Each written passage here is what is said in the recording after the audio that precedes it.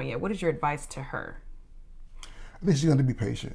I think she's going to be patient, and she's going to learn how to get really good at asking questions. Yeah. Open-ended questions. Yeah. Really leaving space for dead silence.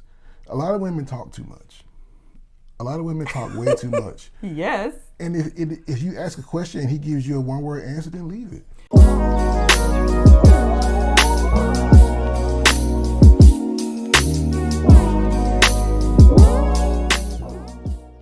Hey guys, we are back with another video.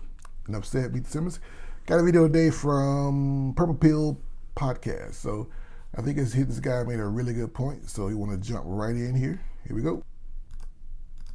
There's a secret with you guys. From a man's perspective, it doesn't matter if you've been with a man 3 months, 6 months, 5 years, or 15. You have one opportunity with a man to dishonor his vulnerability, and he will never look at you the same.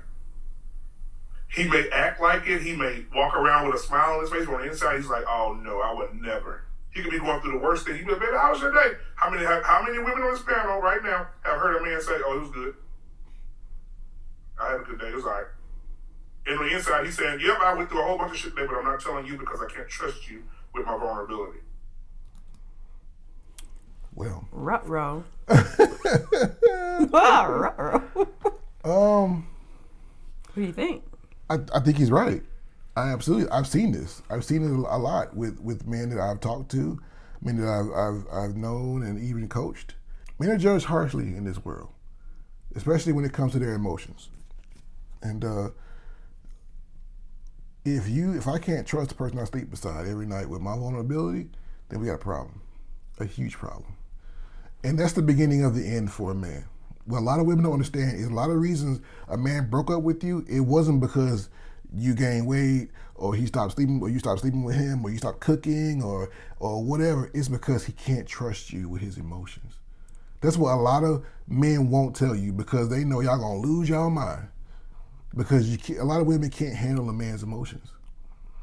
And if you dishonor me by going and telling somebody something that I told you in confidence, or if I had a moment and he was over there crying in the corner like a little, we're done. You're cut off from part of me that only should be for you. Well, that emotional intimacy is gone. Mm.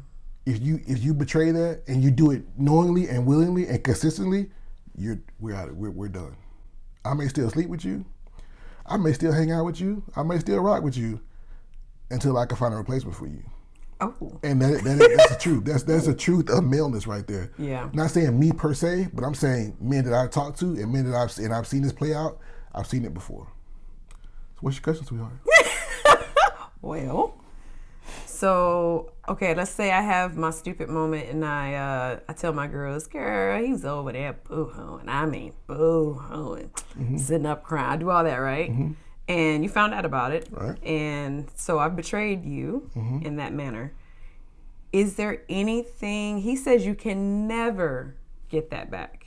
Is there anything I can do to earn your trust back once something like that happens? I think he's being a little bit hyperbolic there. Okay. I think if you had a moment, not that I do this on and like regular. I said consistently do it. Yeah. So if I tell you, "Hey man, why are you over there telling Sharika them about what I'm doing over here?" And you were like, "Why do you think?" And I explain to you why that's a problem for me, and you never do it again, fine. Trust starts building back up. But if I do that same thing to you and explain to you why I didn't like it, and then you do it again the next week, or now you just don't care. Now I think a lot of men are either ill-equipped or don't know how to express that to a woman. Yeah.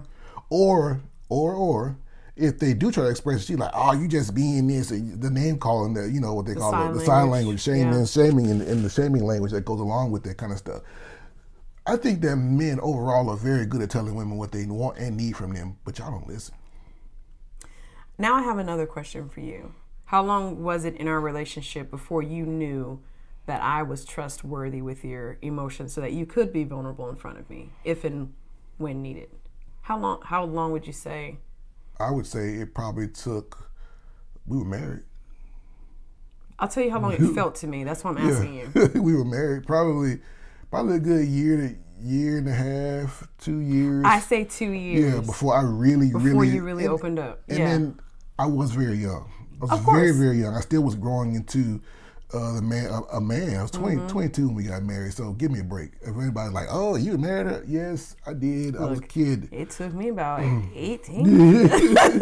So, I had areas that, my struggles. Yeah, absolutely. I mean, so no judgments. It took a while, and because I had my ideas of what a man was at 22, I didn't really know. Yeah.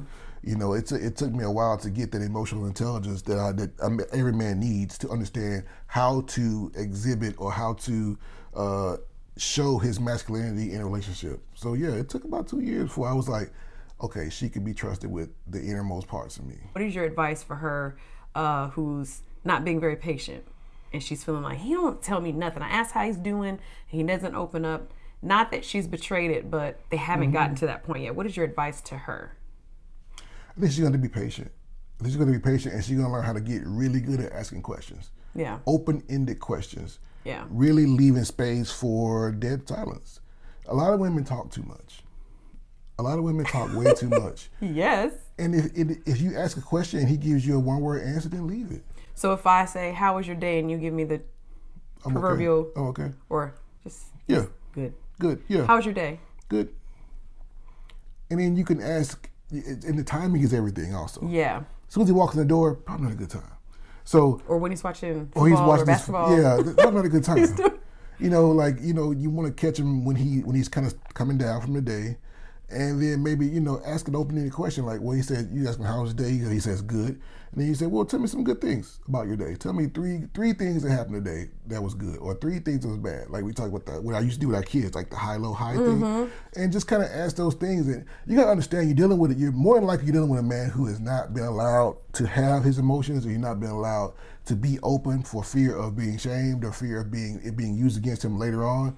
Or maybe you've done that in some kind of way and he may not be able to tell you that you've done that. Now that's a dangerous situation right there, when you betrayed him and you don't know you betrayed him. And guys, that's where you gotta be honest about it. You gotta be honest about what's going on. If she's betrayed your trust and she don't know it, then how you gonna tax her for that? Yeah. Be honest. Man up and tell her, I didn't like when you told Patrice them this, and this. It may have been last year, but obviously it's affecting your relationship, so be honest. That's a good point. Because a lot of times there are the betrayals, and then as the woman, you haven't told me, so I keep doing it. You guys will be surprised how many times we have couples that will come in, and it'll be something that happened 2 years ago, and it's affecting their present, and then we start digging, and then come to find out there was this emotional betrayal or something like that this woman wasn't even aware of, and he holding it over her head, or vice versa. Yep. And how can you forgive and move on? How can you ask for forgiveness? You don't know you don't know if you offended. Yeah, that's true.